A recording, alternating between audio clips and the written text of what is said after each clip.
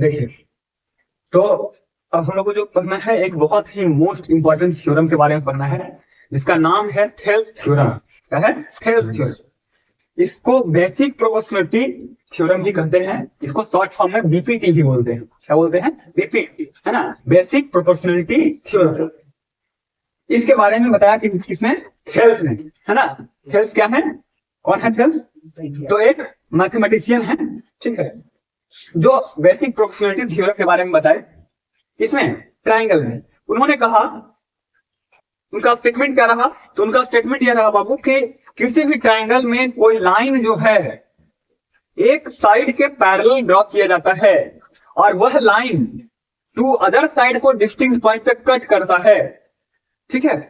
तो जो other two sides है उसका रेशियो जो होगा वो क्या रहेगा? सेम रहेगा। दैट मींस कहने का मतलब कोई ट्राइंगल है, ये बताए कि कोई क्या है? ट्राइंगल है, ठीक है।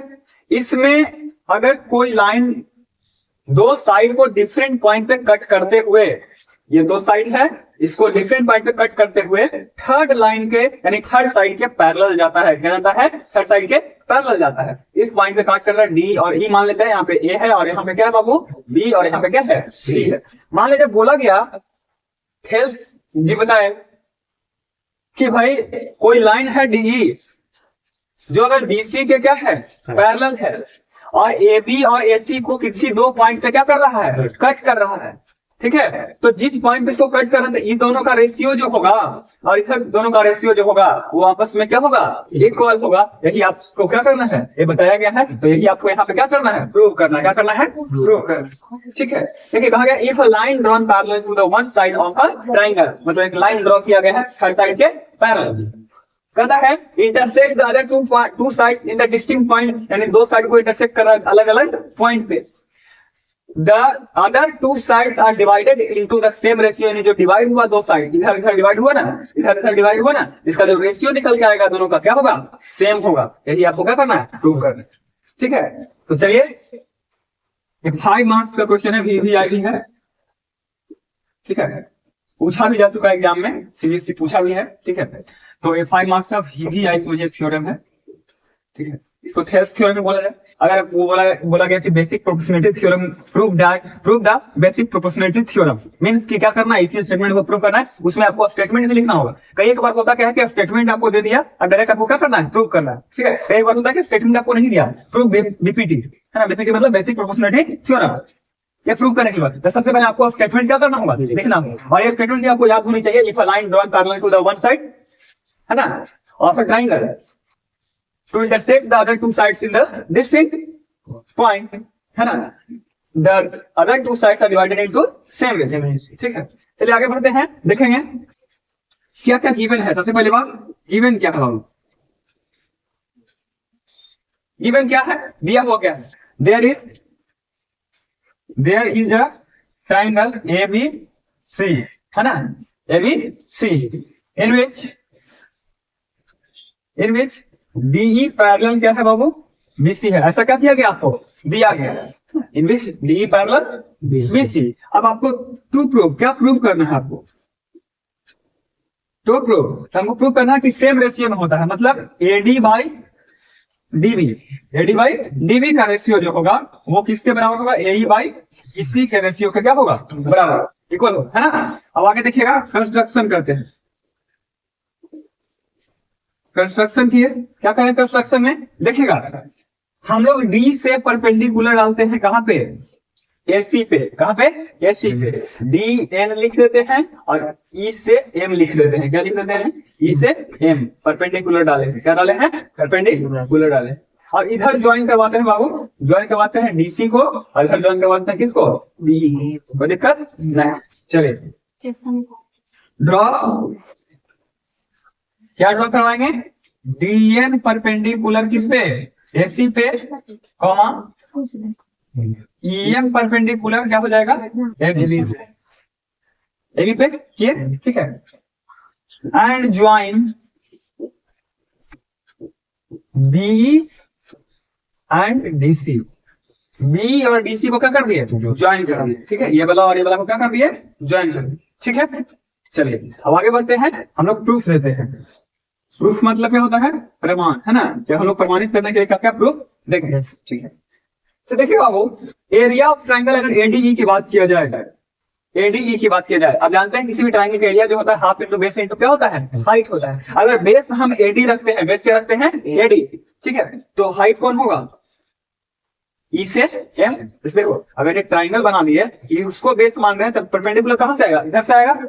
जिसको बेस मानते हैं उसी पर परपेंडिकुलर आना चाहिए, जिसको बेस मानते हैं उसी पर क्या आना चाहिए? परपेंडिकुलर आना चाहिए। चलिए, area of triangle, area triangle ADE, ADE, ठीक है, एडीई बाय एरिया निकालते हैं किसका? देखो इधर से एडीई चल रहे हैं ना, इधर से कौन चलेंगे?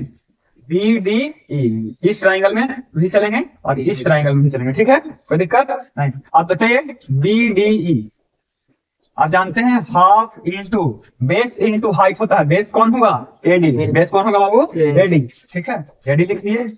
और हाइट कौन होगा? इधर से एडी पर कौन हाइट है? ईएम, क्या है?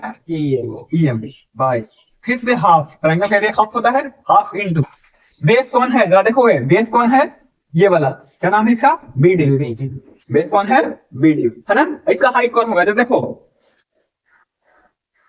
ट्राइंगल बना है ऐसे, ट्राइंगल बना है ऐसे, ये परपेंडिकुलर यहाँ पे नहीं है, परपेंडिकुलर यहाँ ऐसे ड्रॉ किया गया है। कहाँ ड्रॉ किया गया है? यहाँ पे। और ये ट्राइंगल का पार्ट नहीं है, ठीक है। कोई भी ट्राइंगल बोला जाएगा तुमको ऐसे, देखो जरा,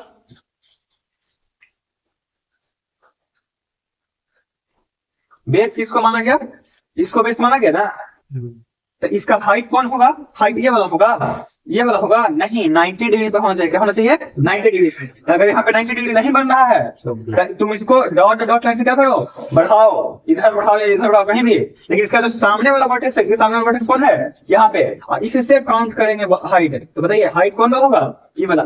क्या इस ट्राइंगल का पार्ट है ये वाला? नहीं ना, लेकिन फिर भी ये वाला हाइट हुआ कि नहीं हुआ? यानी कहने का मतलब हाइट मतलब है कि जो जिसको बेस माने हैं उसके अपोजिट वाले वर्टेक्स से क्या आना चाहिए? परपेंडिकुलर आना चाहिए। तो बताइए अगर इसको बेस माने हैं तो इसके सामने वाला वर्टेक्स कौन है? ई, और ई से परपेंडिकुलर कौन गया है? ईएम, है ना? कौन गया है? ईएम। तो बताइए हाफ इंटू बेस अगर माने हैं बीडी या डीबी, क्या माने हैं? डीबी, तो परपेंडिकुलर कौन होगा? ईएम।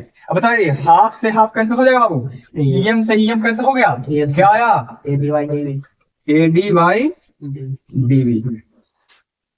बाई, ठीक है।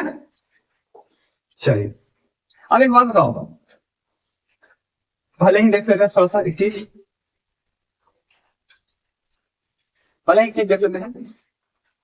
आप देख रहे होंगे बीडीई का बात किया ना हम, बीडीई, बीडीई, इस ट्रायंगल की बात हो रही है ना?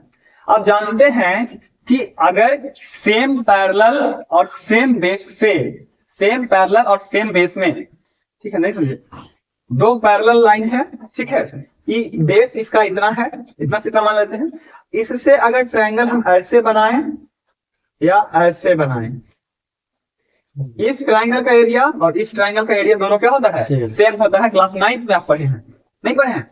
Area between same parallel and same base and on the same base, the area of the triangle which is lie on the same base and between same parallel is always same। यानी दो triangle जो एक ही base पर बना हुआ है और एक ही पैरेलल के दो ही, मतलब दो पैरेलल लाइन है, उसी पैरेलल लाइन के क्या है? बीच में स्थित, तो उसका एरिया हमेशा क्या होगा? इक्वल होगा। तो बताइए जरा ध्यान से समझिएगा, ये वाला जो ट्राइंगल है बाबू और ये वाला जो ट्राइंगल है, दोनों एक ही बेस पर है कि नहीं? जरा देखो ये बेस पे है कि नहीं?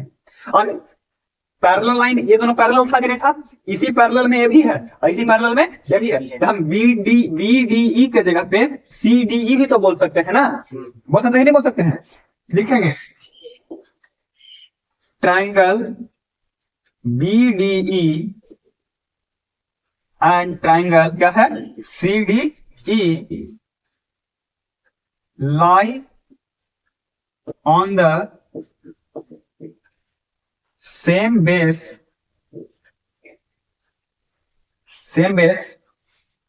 and between same parallel, है ना? So एरिया ट्राइंगल BDE, इसका BDE equal to area triangle क्या हो जाएगा, CDE।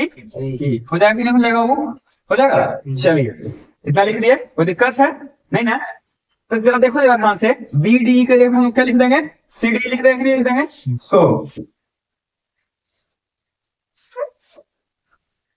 सो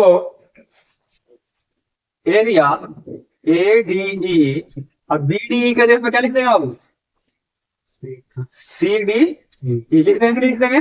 चलिए इक्वल टू में क्या आया था, AD बाई DB नहीं आया था, AD बाई DB आया था। अब देखो जरा, एरिया ADE है, अगर हम ADE में इधर माने थे तब ना AD आया था।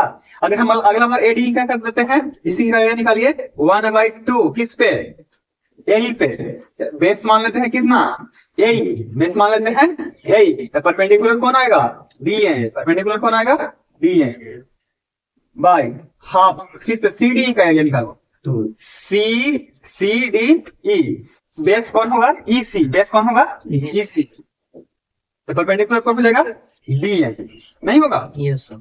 तो DN से DN क्या हो जाएगा, वो कैंसल आउट, हाफ से हाफ क्या हो जाएगा, कैंसल आउट। क्या बचा, AD बाई DB बचा इधर। इधर तो AD बाई DB लिखेंगे नहीं समझे, इधर तो आंसर लिखेंगे लेकिन अब इधर क्या बचा, AE by EC equal to AD by DB। क्या यही प्रूव करना था, देखो तो यही क्या हो गया, प्रूव, ठीक है।